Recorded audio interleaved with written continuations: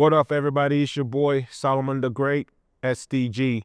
Depending on the track or the sound, you know how it is. Here to do a little bit of interview with Focal Den, just to talk about the song "Remember" and some other things I got coming up in 2025. How long have I been doing music? Actually, I've been doing music for going on 2 decades now. To be honest with you, man, it's been quite a journey for me. You know what I'm saying? And music intrinsically has been like basically a part of my life for a very long time. But in terms of actually doing music, I would say I probably recorded my first song like about 20 years ago. My background, okay, how I got into music. Well, I was actually born in Nigeria, man. I was born in Owerri, Lagos. I'm actually a Niger boy, you know what I'm saying, Owerri boy. Anyway, we came to the United States when I was 10 years old. We moved to the States with my mom and my little brother, and my older brother actually. So basically, what happened was when I moved to the States, we moved to like some basically a project part of the States, man. It was pretty rough, And throughout my childhood, growing up and so forth, I gravitated to music. I always had my Walkmans on, my headphones on, walking through the hood, walking through the projects, seeing dudes on the porch playing dominoes, with whatever on the table, things I can't really talk about. But a lot of situations happened around me, but I stuck to music and sports, and music kind of stuck with me. So listening to like, Colors back in the days, NWA, things like that.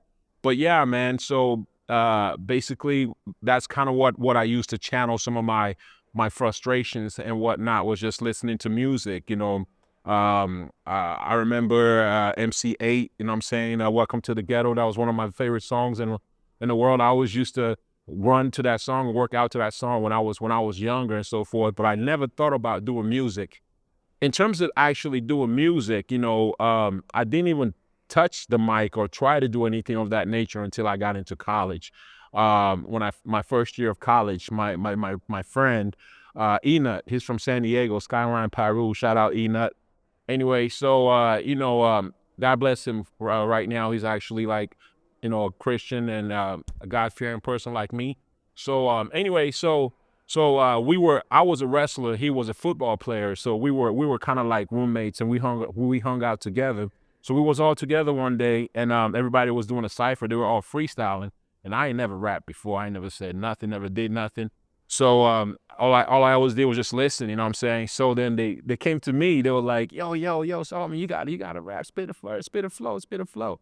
So anyway, so I kicked a little rhyme like, birds and the bees and was sitting in the trees. It was kind of funny, but anyway, from that moment on, Ina was like, oh man, you could rap, you could rap. So that's how we started, like, then we'd get together, start trying to pen rhymes together and stuff like that, and start working on music. So ever since then, I kind of ventured off into doing a little bit of music on the side and so forth. So anyway, so I recorded my first song probably back in 1998, man, and after I recorded that song, it kind of caught on. People kind of started listening to it uh, in the hood and whatnot. And I remember I went to McDonald's one time. I was ordering food, and this white boy was giving me my food. It was late. It was like after midnight, probably 1 o'clock a.m. And I heard something in the background. I'm like, that's my song playing. And I asked him, yo, who you listening to? Back then I used to go by K Live, and he was like, oh, this dude named K Live. I'm like, oh yeah? I'm like, that's cool, man. You like him? He's like, yeah. He's nice. So I was like, okay, appreciate the food, man. I just kept it moving. I've always been humble. I'm not the type to like, try to sit in the spotlight, but that made me feel good. That's when I realized like, hey, maybe I am doing something here. So music kind of stuck with me then. And I've recorded over like 2,000, probably maybe 3,000 songs. I can't even count, man, up to date. So no, that's kind of how I got into music. And music has basically saved my life. Music has saved my life. And for me to be here today, I give it up to God, and I give it up to music, because going through the trenches of the projects in the States and so forth, a lot of situations that happen, I clutched to that pen and a pad, and that was always what kept my my mental focused, and kept me out of trouble. Instead of running with the D boys or whatnot, I was just penning rhymes. I would be around it, but I just didn't want to get involved with it too much. In and out of situations, but music kept me straight and narrow, and God as well. So my inspirations in music, man, like I said, like I remember when he was like cross coolers and stuff like that. I don't know if a lot of people might remember that era and time. The time of the Run DMCs and MC Lights and all those. But my particular inspiration started out with Rakim, Eric B. Sermon, you know what I'm saying, and Rakim and Big Daddy Kane, individuals like that, and also Cool G Rap, one of my favorites. So it eventually gravitated towards like listening to like Tupac and listening to NWA and so forth, and Ice Cube. I like the Ice Cube, his storytelling skills and so forth. And I also listen to East Coast like Big L. Big L. He also had that pen gang. So I listen to guys that really just kind of made something tick in my mind and stuff like that. And for the emotional part and the connectivity part, in terms of the environment I was living around, it was NWA and Tupac and individuals like that. That I could kind of see some things that they were talking about. Then Biggie came with "It Was All a Dream" and so forth, and described butterscotch shirt and all that stuff that he talked about, and whatnot. Salt and Pepper and Heavy D, posters in the magazine and all and whatnot. So some of the things that he was talking about, it was relevant. And then Tupac came with "Dear Mama." Talked about mama came home late at night, fixed us a hot plate, and I lived that exact same thing that Tupac was talking about. So it was funny. These guys were saying things that I started kind of connecting things together. I was like, yo, these guys are talking about the same things that I'm living, that the same life that I'm seeing. So, when it came time for me to actually step into the booth or get that pen and start penning rhymes, it kind of came natural to me, because then I realized like all I had to do was just kind of talk about my environment and reflect the life and the story and connect it together. And that's what music is. It's movement, it's life. So my inspirations then it gravitated from Tupac. Then for the lyrical game came Nas. You know what I'm saying? Nas was also nice with the pen and nice with the words. And then I listened to Jay-Z for the floss. Jay-Z talked about the money game and the D game and so forth like that. So I also saw that element in my life. And then like I said, so it was Nas, Jay-Z, and then Biggie, and so forth. Those were a lot of my inspirations in terms of musically. But yeah, man, it's kind of like a mixture too. Shout out to the female rappers too, Queen Latifah, MC Light. You know what I'm saying? So um, a lot of even Yo-Yo. You know what I'm saying? Don't play with my Yo-Yo. You know what I'm saying? So a lot of those that I just love the culture, man. So it's all like a big gumbo to me. Just mix it up, and it all just rattles in my brain, and that's why I am with the works in terms of the pen game. I've done EDM, I've done straight hip hop, backpack rap, boom bop. I've done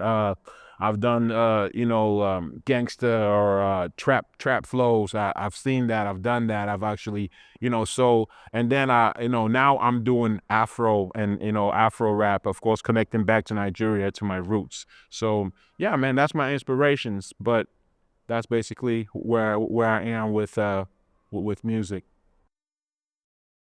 Yeah, man, the music industry, to me, it's very diluted. You know what I'm saying? And by diluted, I mean it's so accessible. It's easily accessible to anybody these days. And back in the days, I remember when I used to push mixtapes. I was in Omaha, Nebraska. I actually went to Lincoln, Nebraska for school, and then that's when I made my first mixtape. And I had to actually like I ordered the CDs, and it was these blank CDs, and me and my boys, and it's this white couple that I knew, my boy Brian, what I'm saying, and his wife, they they ordered the CDs, and they had this printer type thing that they used to the thermal burning. So they burnt like 10 CDs to start with, and then I took those 10 CDs. There was a bunch of kids around me too. And, I would go on the block and whatnot. And there was a community center. There was a community center where everybody went to play basketball, and the kids would play the PlayStation games and so forth. So I would just be out there and I would just play my music. And, all of a sudden it was like they started running up to me. Hey, let me get one of those. Let me get one of those. So when we had 10 CDs, that went in like a day, and then we had to get more. So we got some more. Then we got like 50 CDs, and I had 50 CDs, and I would just write my name on it. Like I would just print the CD, put it in that white little envelope thing, and write my name on the CD itself. K Live. That's what I used to go by back there. And then that was my packaging, and I would just distribute that to on the block to people that wanted it, and that's how my name started circulating. So before you know it, I remember sometimes I would sell 4 CDs in one car. A car would pull up, and I'll just be like, "Yo, play this, put this in your CD player, man," and they'll play it. All of a sudden, there'll be 4 people in the car. They'd be like, "Oh, I want one too. I want one too." So there you go, 4 pops right there. That's the music game that I was used to. You know what I'm saying? So now the industry, like back then, you submit your tape. You have to submit your tape, either your tape or you submit your CD to a record label, and then you wait for a response and so forth. And all these A&Rs, they listen to it and then they get back to you. And back in the days, those things worked hand in hand. It was physical handshakes, and you had to actually earn your spot. You had to actually be good. You had to actually know what you're doing. I remember Clive Davis responded to me. I wrote to J Records. I believe that's what it's called. Clive Davis was the owner, and they wrote back to me and they were like, "We love your rhymes. We're very good with the words and well put together, but the production is not good." So anyway, so they said I had to work on my production, which means, and I didn't have good production. I had really crap equipment, man. So I was just recording in the basement of a crappy studio, just pushing mixtapes. So that's when I knew I had to work on my game, you know what I'm saying? But eventually, not to get away from the question as to what I think about the industry, eventually I did kind of gravitate towards somewhere. And I remember, getting a call from Atlanta, and it was T.I.'s people, Grand Hustle Records. They wanted me and stuff like that because they heard me. What happened was a lady heard something, and it was on the radio where there was, is it rush or flush? So if it's good, they rush it. If it sucks, they flush it. So mine got rushed, and that's how I got that call. But it was through the distributional process. I never submitted nothing. It was just through the streets, through that mixtape process, and that's how that hand in hand worked. But nowadays, the difference is you don't have to do that. You could sit in your mama's basement or sit in your house, or sit in your apartment. These kids are just making millions from just sitting in one place, and all they do is just record these songs. They got the boom system, the mic. They just got a homemade studio right there.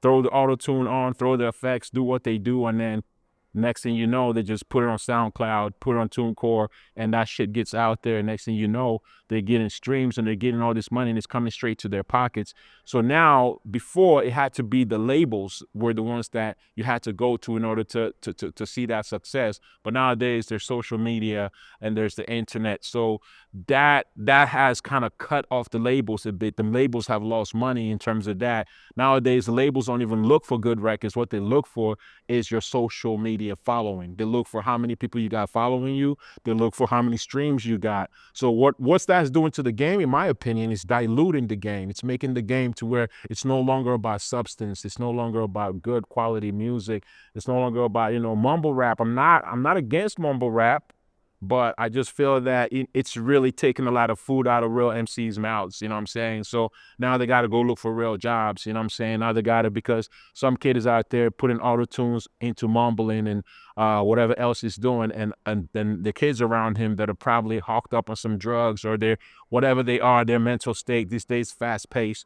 They don't want to sit and listen to words. They just want to hear that melody. They want to hear that melody over beats and over. So that kid is out there pumping that through the internet, getting like millions of streams and raking in some money, you know what I'm saying? So I love the fact that you don't have to go to a record label these days, but I hate the fact that the record labels now they're checking for followers and for streamers, you know what I'm saying? So that's where indie labels come in. So it's how can I say, it's like diversifying your portfolio. That's what you have to do these days. You have to make sure you're wearing more than one hat if you want to be successful as a musician, or you just make that lucky song that catches on and it just goes. So the music industry for me these days is diluted. It's really watered down, but it's easily accessible. So it makes it to where anybody can jump in it. There is no more definition of what's a real musician or what's a real rapper, what's a real singer. If you got the equipment, if you got the ability to be able to target a fan base and accumulate a fan base, you can be successful, or you can be an artist, you can be a musician. So that's where the industry stands with me. Yeah, getting back to that, like I said before, music saved my life. In one word, describe what music means to me. If I had one word to describe music, it would be therapeutic. I'm at the point in my life right now. I'm older. I'm not a young man anymore. I'm not trying to jump around on stage. I'm not trying to impress anybody. I'm not trying to do music because I'm chasing the bag or I need money. Like, I'm well accomplished. I live in a house. I got a car to drive, I got food to eat, and my bills are paid. I work a job and everything, but I do music simply because it's therapeutic to my mind. Any real MC knows. Lil Wayne said this one time. His mind can't stop working. His mind is constantly coming up with rhymes and coming up with lyrics and coming up with music. And that's exactly how my mind is. For me, the mic is like my therapist, and that pen is my journaling. So what I do is I write out, like, I every time when I write a song, it takes me like maybe 20 minutes sometimes to write a song, or maybe like half an hour. It depends how much thought process I want to put in it. So when I write a song, I definitely basically go through my mental Rolodex of the emotions and feelings and things that's happened to me and transpired. So I'm a real to life rapper, real to life writer. So, and that's why this song Remember, I'm going to talk about it in a minute. So basically for me, music is therapeutic. It's a way for me to channel my frustrations, my emotions, my sadness, my everything. That it's like when I step in that booth, I get to let it out. That's why it's called sessions. I'm having a therapy session whenever I go in that booth. So music to me is very therapeutic. That's all I do it for the relief. You know what I'm saying?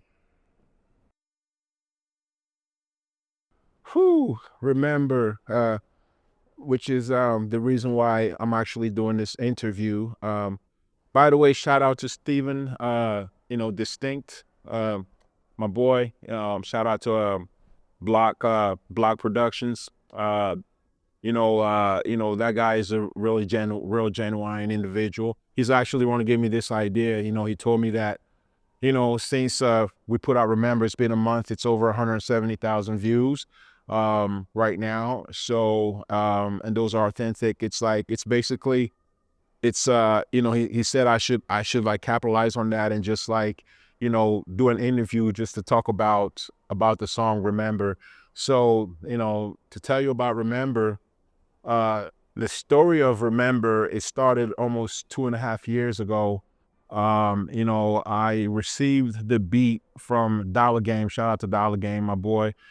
RB Keys, who produced the beat. RB Keys produced the beat. He gave it to Dollar Game and told Dollar Game to have me jump on it, and see what I can do. So when I got the beat, I was in a time of my life, and that's what this song talks about as well. I'll be upfront about it. Everybody knows I've shared it on social media. I've had my struggle with addiction in terms of alcohol. Um, so I was really down at that point in my life, and I was kind of swimming in that alcoholic addiction. And I got that song, and the first verse, it came to me really fast, because the first verse, I just put the thought into my girlfriend, Dawn Harley, who I've been with for 12 years. And she stuck through with me through all my ups and downs, but mainly downs. Somebody really cares for you when they've seen you at your worst, at your absolute worst, when everybody else runs away, but they're still there.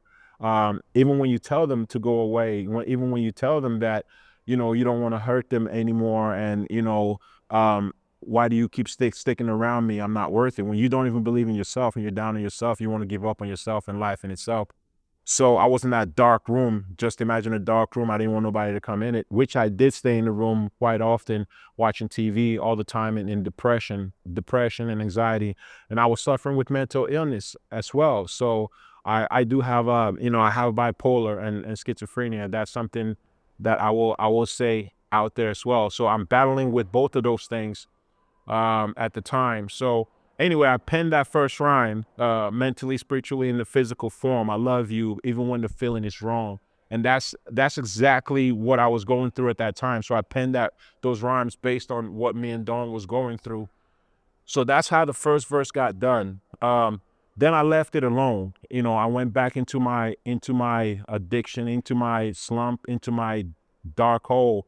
So I didn't touch that song. So Keys, RB Keys got that song. He got the first verse. Then he came back to my boy, told him, say, yo, man, I love the first verse. Can you have him do a second verse? But first, let me go back.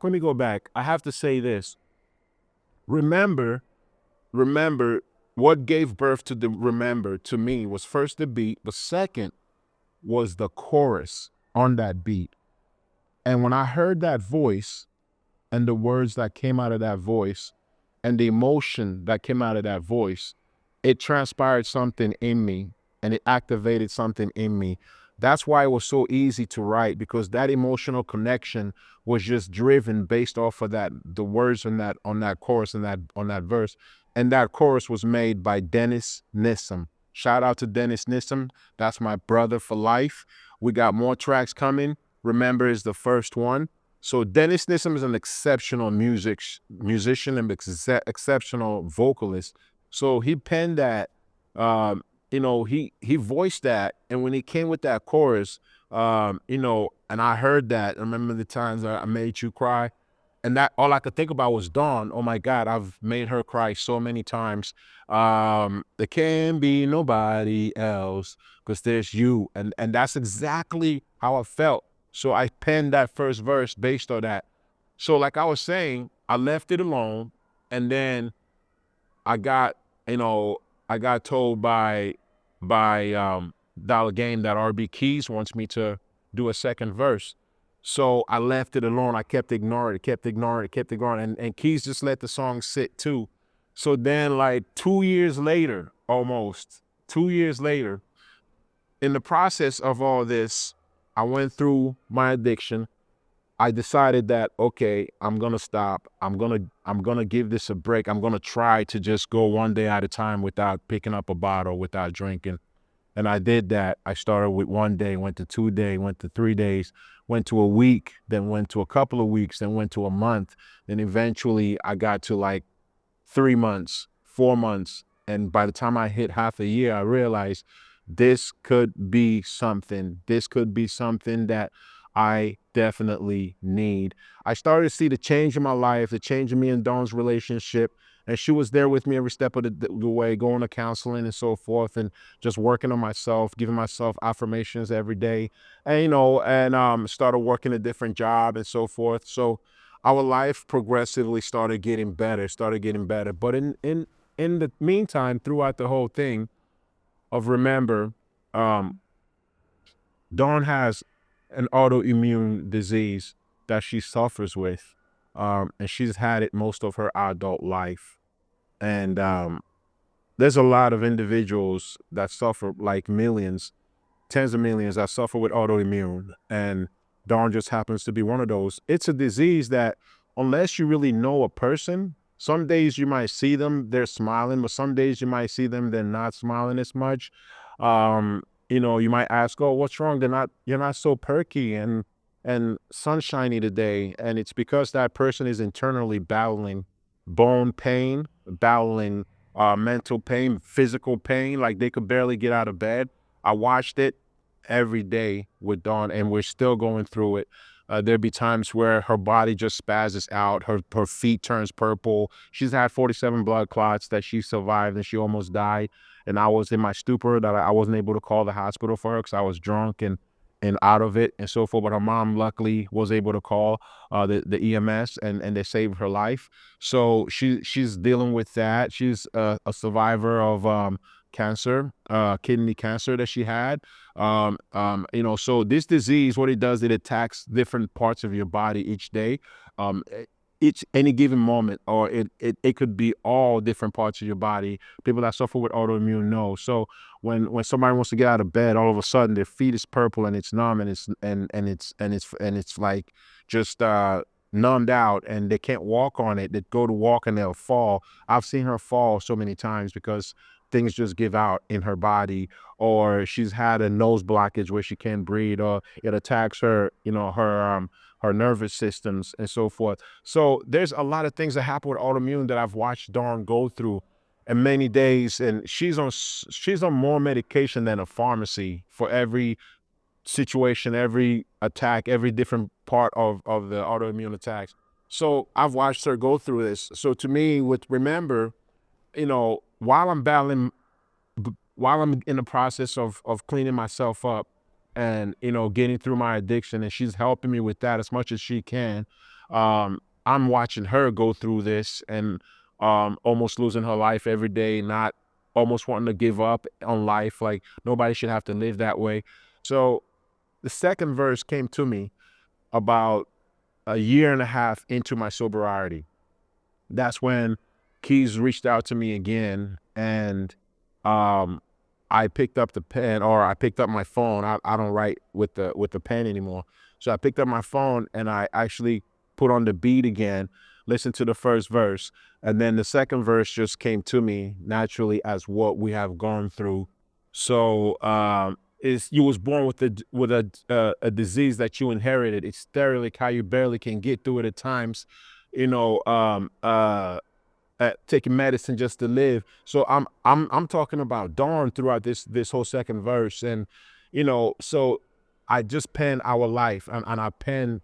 I'm not trying to get emotional, but I pen what we're going through, what she's going through. So the whole song is dedicated to her, and I also mentioned a part in there about my addiction, how she's helped me through it, and how she stuck with me, stuck by my side. What made you stick by my side? You could have left me alone, but you stuck by my side. You know what I'm saying? So that's how Remember came about, and it's really us being vulnerable. It's me being vulnerable with my life, not being afraid to show my vulnerability. There's a lot of people in the world, millions of people that suffer with autoimmune, millions of people that suffer with mental health and addiction. So a lot of people don't want to speak about it. A lot of people feel like it's a weakness for them to show that vulnerability. Well, ladies and gentlemen, I am an alcoholic, and I was an addict, and I got over it, and I'm not over it, but I haven't touched a bottle for going on 2 years. And Dawn, she's still struggling with her autoimmune. There's a lot of people out there that's going through this same thing that I'm going through. So when we put out Remember, like, it was put out December 24th, actually. I was in Nigeria, and Dawn, prior to that, November 16th, Dawn got hit by, she got in a car accident. A car hit her from behind, and messed her up really bad. And she could barely function. She was already in a bad situation, but it exacerbated everything.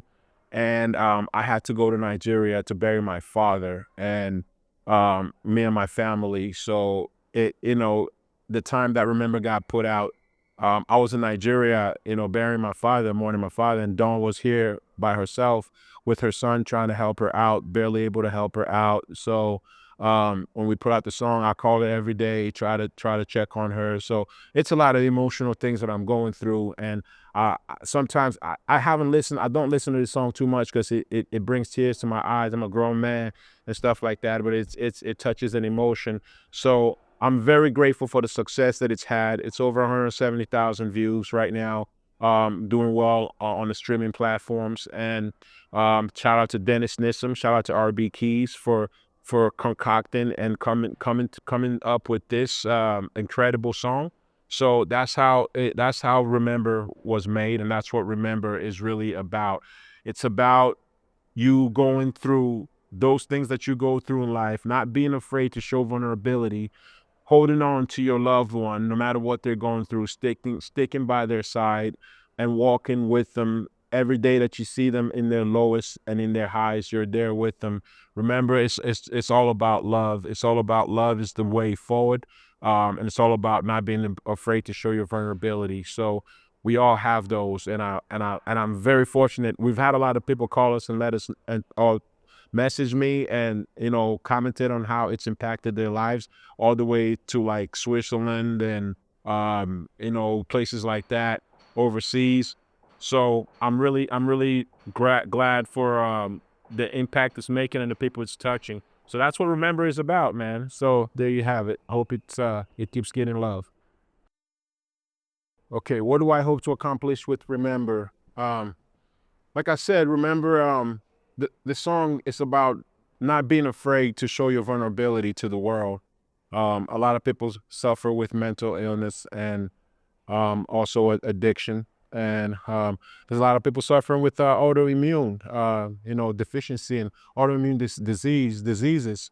There's over 101. So, what I want to accomplish with this song is just to give people the strength to be able to confront those vulnerabilities that they have, not be afraid to show it, and know that it's okay to hold on. It's okay to have hope.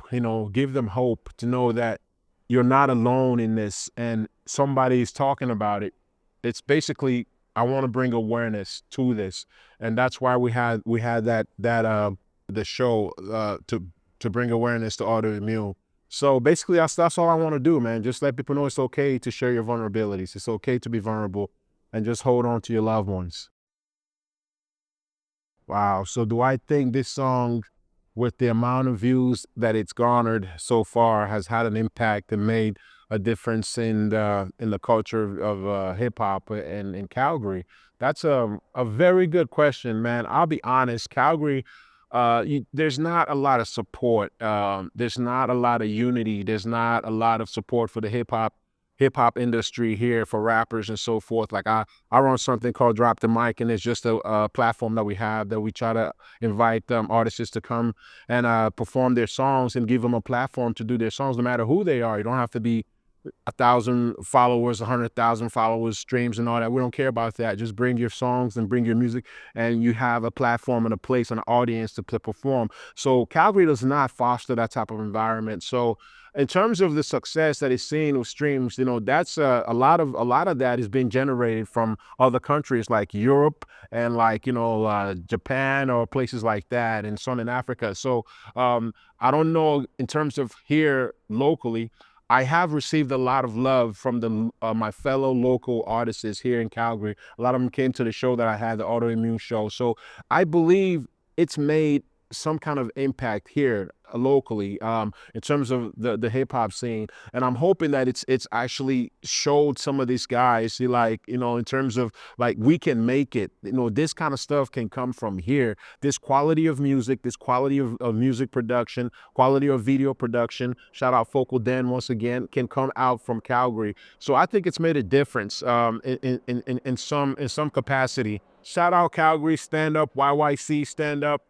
There's a lot of dope artists here, and I'm just trying to play my part in my little corner. So shout out to everybody doing music here. Shout out to K Riz, to KL, to T Fanny, to my boys Chris Camp, all them guys, and my boy Steven Distinct. You know what I'm saying? And my boy Baby J. There's a lot of great talent here. So I'm just hoping that this song can show my fellow artists it's okay for us to lean on our vulnerability and be able to show our lives to people and dig down and be honest and be transparent and be who we are, and still garner some type of success. So in terms of if it's made an impact, I believe it has to a certain extent, and I hope it continues to do so.